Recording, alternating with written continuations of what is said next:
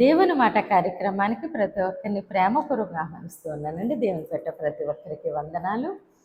దేవుడు మనకి చేసిన వాగ్దానము నెరవేరాలి అని ప్రతి ఒక్కరము అనుకుంటూ ఉంటాము. అయితే దేవుడు మనకు ఒక వాగ్దానం చేస్తా ఉన్నారు, నేను త్వరలో రాబోతున్నాను అని. ఆయన మేఘారూఢుడై తిరిగి రాబోతా ఉన్నారు. ఇది వాగ్దానమే కదా. కాబట్టి ఈ వాగ్దానం కూడా తప్పకుండా ఆయన సమయమందు మన జీవితంలో నెరవేరుతుంది. ఇది మనము ఒక కథలాగా చదువుకు వెళ్ళిపోతాం, కానీ ఇది వాగ్దానము ఆయన సమయమందు తప్పకుండా నెరవేరుతుంది. అయితే ఆయన వచ్చే సమయానికి మనము సిద్ధపడి ఉన్నామా లేదా? ఆయన ఆకాశ మేఘాల్లో మహిమతో వస్తూ ఉంటే ఆయన చూసి మన హృదయం ఆనందిస్తుందా?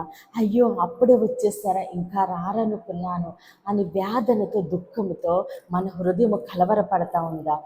ఏ విధంగా మనము సిద్ధపడి ఉన్నాము అన్నది మనల్ని మనము ఒక్కసారి చూసుకుని మనము ఏది విడిచిపెట్టాలో అది విడిచిపెట్టి ఏది వెంబడించాలో అది వెంబడిందామండి, సిద్ధముగా ఉందాము.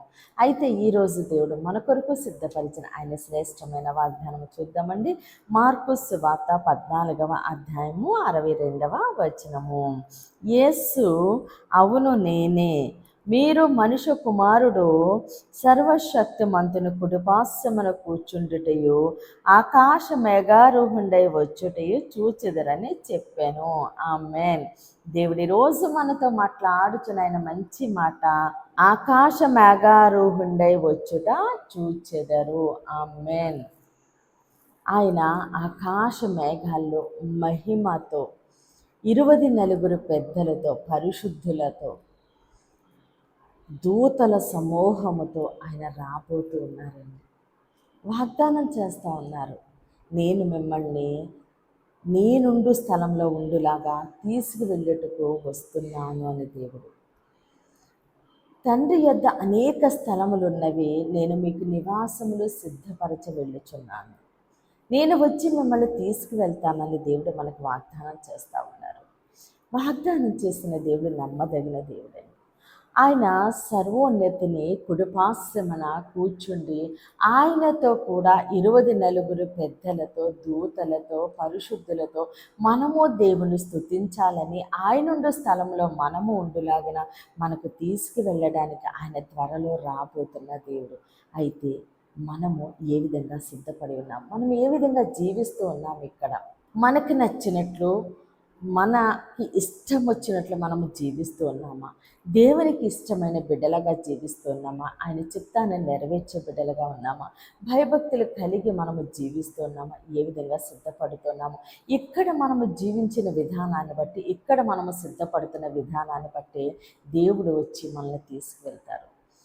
మనము సిద్ధపడిన దాన్ని బట్టి ఎత్తబడే గుంపులో మనం ఉంటామండి. కాబట్టి మనము సమయాన్ని సద్వినియోగం చేసుకొని ఎక్కడికక్కడ సిద్ధపడుతూ, ఎక్కడికక్కడ ఏది విడిచిపెట్టాలో అది విడిచిపెట్టి ఆయన రాకడ కొరకు మనము సంతోషంగా ఎదురు చూడాలి. ఆయన మేఘారోహుడై తిరిగి వస్తూ ఉండగా ప్రతి కన్నులు ఆయన చూస్తాయి. చూసినప్పుడు అయ్యో అప్పుడే వచ్చేసారా, ఇంకా రారనుకున్నాను, ఇంకా సమయం ఉందనుకున్నానని గుండెలు బాదుకునే విధంగా మనం ఉండకూడదు. కానీ అమ్మ నేను ఎదురు చూస్తున్నాను, నా దేవుడు యేసురాజు వచ్చేసాడు అని సంతోషంతో, ఆనందంతో, ఉల్లాసముతో మన హృదయం ఉప్పొంగి ఆయన కొరకు ఎదురు చూసి ఎత్తబడే గుంపులో ఉండులాగా మన అందరము సిద్ధపడదామండి. ఈ కొద్ది మాటలు దేవుడు మన వినికల్లో దీవించి ఆశీర్వదించునుగాక.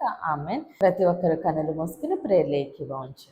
మహోన్నతుడ మహాగణుడ పరిశుద్ధుడానికి స్తోత్రాలు, వందనాలు దేవా. ఇచ్చిన ఈ వాగ్దానం మా జీవితాల్లో నూరంతలుగా ఫలించునుగాక. దైవజనుల వారి కుటుంబాలు, సంఘాలు, పరిచర్యలు యేసు నామములని దీవించబడునుగాక.